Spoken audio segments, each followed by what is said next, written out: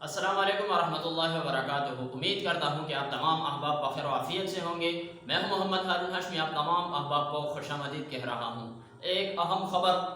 جو کہ ایک بہت ہی امپورٹنٹ خبر ہے، جس سے آپ تمام احباب کو خبر کرنا چاہ رہا تھا، وہ خبر یہی ہے کہ دنیا کے خطے پر واقع ایک ایسے ملک کی داستان جسے دنیا آج بھی تسلیم کرنے کے لیے تیار نہیں ہے۔ اگرچہ بظاہر دیکھا جائے تو وہ ایک ایسا ملک ہے، ایک ایسی ریاست ہے جس نے ہمیشہ جنگوں کا سامنا کیا ہے، جس کی اگر تاریخ دیکھی جائے تو تاریخ کے اندر ایک مقدس اوراق کو اٹھا کر اس کی تاریخ کا نظارہ کیا جائے تو یہ سورج کی طرح واضح نظر آتا ہے کہ چاہے اگر ابھی موجودہ ہے یا ماضی ہے یا مستقبل میں، ہمیشہ کے لیے انہوں نے جنگوں کا سامنا کیا ہے۔ باوجود ان جنگوں کے باوجود بھی دنیا کے سامنے ان کی معیشت ایک مضبوط اور دن بدن اور بھی مضبوط ہوتی جا رہی ہے، اور دنیا اس کو تسلیم کرنے کے لیے تیار نہیں ہے۔ یہ ایک ایسے ملک کی داستان ہے جسے دنیا کے بڑے بڑے ممالک سن کر دنگ اور حیران رہ جاتے ہیں، اور دنیا کی بڑی معیشتیں اور دنیا کی بڑی طاقتیں اس بات کو سوچنے پہ مجبور ہو جاتی ہیں کہ آیا اس ملک کے اندر کیسے ایسے نظام ہے، ایسا ایک سسٹم ہے، ایک ایسا ڈسپلن ہے جس کی وجہ سے یہ ملک دن بدن ترقی کی طرف گامزن ہوتا جا رہا ہے۔ اور اگر بصورت دیگر یہ دیکھا جائے، دنیا کی بڑی طاقتیں جس میں امریکہ اور یورپ سرفہرست ہے، وہ تو اس بات پہ بہت زیادہ سوچنے پہ مجبور ہو رہے ہیں، کیونکہ ان کے لیے یہ ایک بہت بڑے خطرے کی بات ہے، کیونکہ وہ اپنا اس کو ایک دشمن سمجھتا ہے اور دشمن کی آنکھ کو اس کا نظارہ کرتا ہے۔ وہ یہی ہے کہ امریکہ اس بات کو سوچنے پر مجبور ہو گیا کہ دنیا میں موجود جتنے بھی ممالک ہیں وہ تو اس ملک کو تسلیم نہیں کرتے، لیکن اس ملک کے اندر کیسی چیز ہے، ایسی کون سی چیز ہے جس کی وجہ سے یہ ملک اپنی ترقی کی راہ پر گامزن ہوتا جا رہا ہے۔ میرے دوستو، وہ ملک افغانستان ہے۔ امارت اسلامیہ اگر دیکھا جائے، ہماری تاریخ پر نظر دوڑائی جائے تو یہ بات بالکل صاف اور شفاف نظر آ رہی ہے کہ افغانستان ہمیشہ جنگوں کا ملک رہا ہے، جس کے اندر ہمیشہ کے لیے جنگیں ہوئی ہے۔ 20 30 40 50 سال اگر پہلے دیکھا جائے تو وہی افغانستان یہ ایک جنگوں کا میدان ہوا کرتا ہے۔ ابھی گزشتہ چند سالوں سے اس کے اندر جنگ بندی ہوئی ہے اور وہاں پر ایک حکومت بنی ہوئی ہے، امارت اسلامیہ افغانستان کے نام سے وہاں پر ایک اسلامی ریاست وجود میں آئی۔ میرے دوستو، امارت اسلامیہ کے امیر المؤمنین، جسے سپریم لیڈر بھی کہا جاتا ہے، وہ ہے شیخ ہبت اللہ اخونزادہ صاحب۔ اس نے اپنے ماتحت تمام اداروں کے اندر ایک مراسلہ جاری کیا اور اس مراسلے کے اوپر واضح اور صاف یہ لکھا اور بطور ایک دھمکی بھی دی اپنے ان اداروں کے، اور وہ مراسلے کے اندر یہ لکھا ہوا ہے کہ اگر کسی وزیر نے اپنے ماتحت یعنی اپنے اسی ادارے کے اندر کسی اپنے رشتہ دار، بھائی، داماد، سسر، بھتیجا، بانجا یا کوئی اپنا تعلق دار یا اس کے علاوہ کوئی اثر رسوخ استعمال کرنے والے شخص کو اگر نوکری دی ہے تو اس کو فوری طور پر برطرف کیا جائے۔ بصورت دیگر اگر ہم جانچ پڑتال اور انکوائری پر آ جائے اور ہمیں پتہ چلے کہ ہاں واقعی کوئی ایسا ادارہ موجود ہے جس ادارے کے اندر کسی تعلق کی بنا پر اس کو نوکری دی گئی ہے، تو ان کے خلاف ایک سخت کارروائی کی جائے گی۔ اور یہ بات بھی اس میں صاف واضح نظر آئی ہے کہ اگر کسی ادارے کے اندر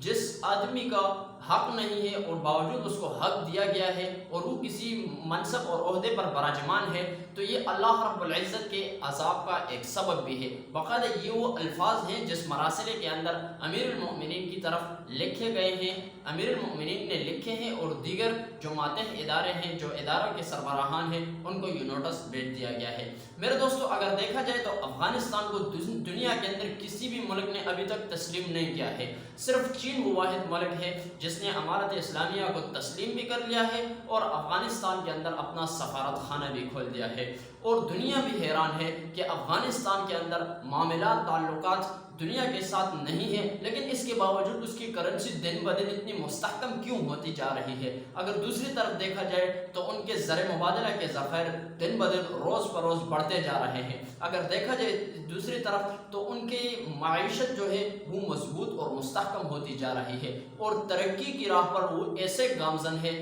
اگر دیکھا جائے تو ایسے ترقی یافتہ ممالک بھی نہیں ہوتے ہیں۔ میرے دوستو، اس کے پیچھے کچھ نہ کچھ ایسی ریزن ہوگی جس کی وجہ سے یہ ملک اپنے ترقی کی راہ پر گامزن ہے، اور یہ جو اپنا سفر انہوں نے شروع کیا ہے اس میں بہت تیزی کی طرف آگے بڑھ رہے ہیں۔ تو دیکھتے ہیں جس ملک کی کامیابی اور ترقی کا راز جو ہوتا ہے وہ اس ملک کا ڈسپلن، نظام اور سسٹم ہوتا ہے۔ جس ملک کے اندر سسٹم بہتر ہو، جس ملک کا نظام بہتر ہو، جس ملک کے اندر اقربا پروری کے علاوہ میرٹ کی بنیاد پر فیصلے ہوں، تو وہ ملک افغانستان کی طرح سامنے نظر آ کر دنیا کو حیران کر دیتا ہے۔ میرے دوستو، اگر دیکھا جائے تو افغانستان کے حکومت اور افغانستان کے سپریم لیڈر اور امیر المؤمنین نے یہ فیصلہ کیوں دیا؟ اس فیصلے کے اہم وجوہات ہیں۔ ایک وجہ یہ بھی ہے کہ دیگر ممالک کے اندر دیکھا جائے، بالخصوص پاکستان کے اندر، تو کوئی بھی وزیر یا کوئی بھی ادارے کے اندر اگر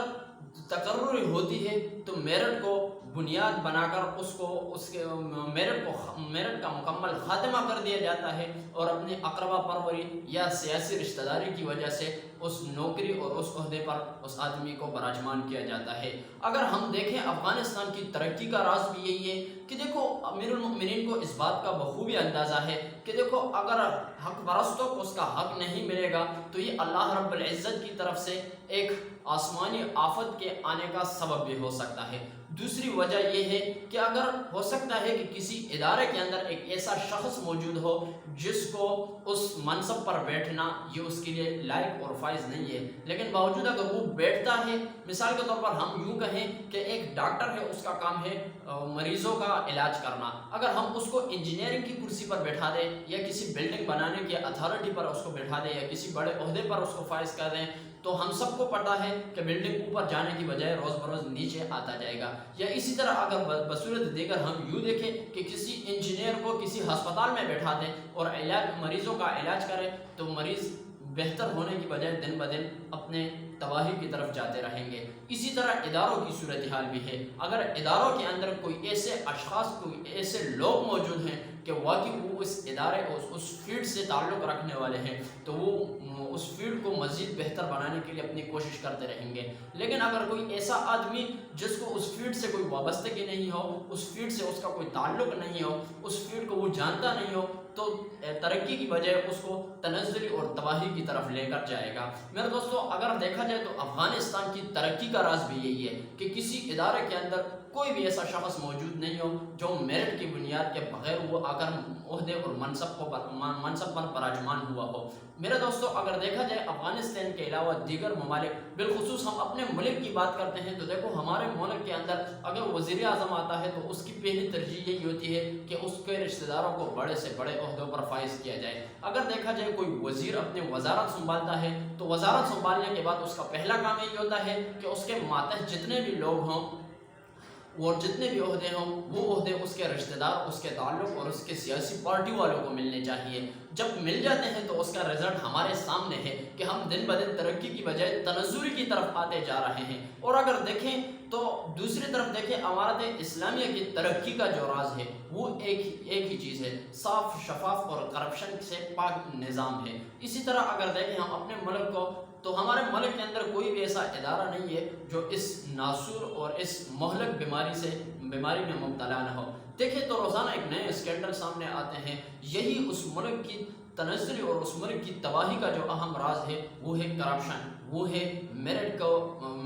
میرٹ کی بالادستی کو ختم کرنا ہے۔ اور دیکھو اگر ہم دیکھیں کہ پاکستان کے نوجوان جو تعلیمی یافتہ طبقہ ہے وہ دن بدن ملک چھوڑ کر باہر ممالک جا رہے ہیں۔ ہم دیکھیں کہ باہر ممالک میں جا کر ہمارے یہی پاکستانی ان عہدوں پر براجمان ہو جاتے ہیں جن عہدوں پر وہ اپنے ملک میں نہیں ہو سکتے ہیں۔ تو اگر دیکھیں تو وہ ملک ان عہدوں کی وجہ سے کتنی ترقی کی طرف آگے بڑھ جاتا ہے۔ وہ ترقی اس لیے کر جاتا ہے کہ ہمارا جو نوجوان ہے وہ اس فیلڈ میں مہارت رکھتا ہے، لیکن پاکستان کے اندر سیاسی اقربا پروری کی وجہ سے اس کو وہ میرٹ اور اس کو وہ کرسی نہیں مل سکتی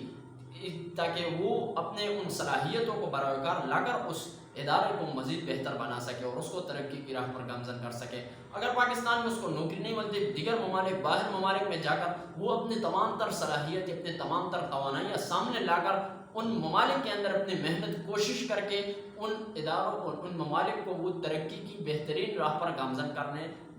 کرنے میں اپنے تمام تر توانائیاں مصروف کرتا ہے۔ میرے دوستو اگر دیکھا جائے تو امیر المؤمنین کا یہ جو خط ہے تو اس کی کچھ وجوہات ہیں۔ اس کی پہلی وجہ بھی یہی ہے کہ میرٹ کی بالادستی قائم رکھنا ہی ترقی کسی بھی ملک کی ترقی کا راز ہے، اور اگر میرٹ کی بالادستی کو ختم کیا جائے تو پھر اس کا رزلٹ پاکستان کا نوجوان طبقہ ہے کہ اپنا ملک چھوڑ کر باہر ممالک جانے کے لیے تیار ہوتا ہے۔ دوسری اہم وجہ بھی یہی ہے کہ ملک کی ترقی اور کامیابی کا راز یہی نوجوان ہوا کرتا ہے جو اتنے زیادہ تعلیم کر کے، اتنا زیادہ پیسہ خرچ کر کے ایک مقام تک پہنچنے کے وہ خواب دیکھتا ہے، لیکن پاکستان جیسا ایک سیاسی نظام اور اداروں کے اندر ایک سیاسی وابستگی سامنے آ کر ان کے تمام تر خوابوں کو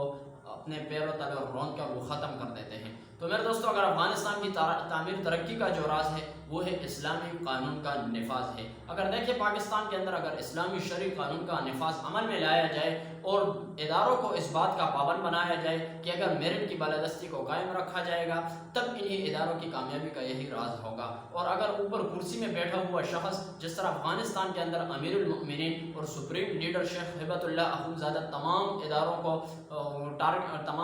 کو پوری طرح کنٹرول کیے ہوئے ہر ایک ادارے پر نظر رکھی ہوئی ہے، اور اس وجہ سے ان کا ملک زیادہ سے زیادہ ترقی کر رہا ہے۔ اگر دیکھیں تو پاکستان کے اندر وزیر اعظم جو ہے وہ بھی اس بات میں لگا ہوا ہے کہ میرا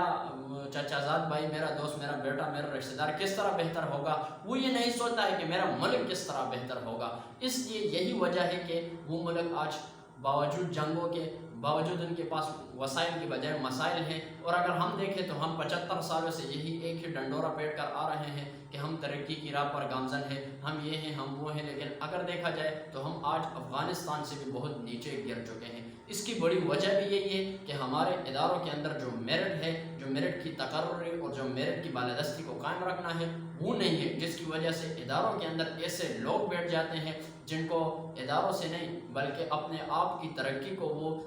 سب سے پہلے سر فہرست رکھ کر وہ کام کرتے ہیں۔ ان کے مشن یہ ہوتا ہے کہ میں کسی عہدے پر، کسی کرسی پر بیٹھ کر ملک اور قوم کی ترقی کے لیے نہیں بلکہ اپنی ترقی کے لیے، اپنے خاندان کی ترقی کے لیے کام کروں گا۔ تو اس کا رزلٹ ہمارے سامنے ہے کہ افغانستان کے اندر اگر کوئی آدمی کسی وزارت کو سنبھالتا ہے، کسی عہدے پر بیٹھتا ہے تو وہ اپنی ترقی کی بجائے قوم کی ترقی، ملک کی ترقی اس کے سرفہرست ہوتی ہے، اس کے اولین ترجیح ملک کی ترقی ہوتی ہے۔ تو آج افغانستان دیکھیں کس روٹ پہ جا رہا ہے اور ترقی کی راہ پر گامزن ہے۔ اور اگر دوسری طرف دیکھا جائے پاکستان، تو پاکستان کے کسی بھی عہدے پر، کسی بھی وزارت پر آدمی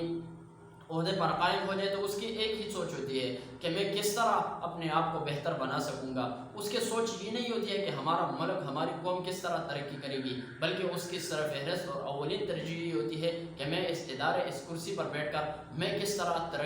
اپنے آپ کو ترقی کی راہ پر گامزن کر سکوں گا، اور میں کس طرح اپنے آپ کو ایک سب سے بڑا مالدار شخص بنا سکوں گا۔ تو میرے دوستو اگر یہ وہی نظام ہے کہ امارت اسلامیہ دن بدن ترقی کی طرف گامزن ہوتا جا رہا ہے، اور دوسری طرف اگر پاکستان کو دیکھا جائے تو دن بدن تنزلی کی طرف، ان کی معیشت، اس کا زر مبادلہ کے ذخائر، اس کے اداروں کی جو تباہ کن صورتحال ہے وہ ہم سب کے سامنے ہے۔ ہمیں سیکھنا ہوگا کہ افغانستان دن بدن ترقی کی راہ پر گامزن ہوتا جا رہا ہے، تو اس کی جو سب سے بڑی وجہ ہے وہ یہی ہے کہ میرٹ کی بالادستی کو قائم رکھنا ہے، وہاں کا نظام بہتر ہے، اور پاکستان کے اداروں کے اندر میرٹ کی بالادستی کو قائم رکھنے کی بجائے اس کو پیر تلے روندا جاتا ہے۔ اور اگر دوسری طرف دیکھا جائے تو نوجوانوں کے جتنے بھی حقوق ہیں وہ ان کو نہیں مل رہے ہیں، جس کی وجہ سے پاکستان ترقی کی بجائے تنزل کی راہ پر گامزن ہوتا جا رہا ہے۔ میرے نوجوانوں کو بھی اس بات کی محنت کوشش کرنی چاہیے کہ ڈسپلن کو فالو کر کے اپنے حقوق کے تحفظ کے لیے اپنی آئینی جدوجہد کو برقرار رکھیں، تاکہ پاکستان ایک مرتبہ پھر پھلتا پھولتا اور ترقی کی راہ پر گامزن ہوتا دنیا کو نظر آئے۔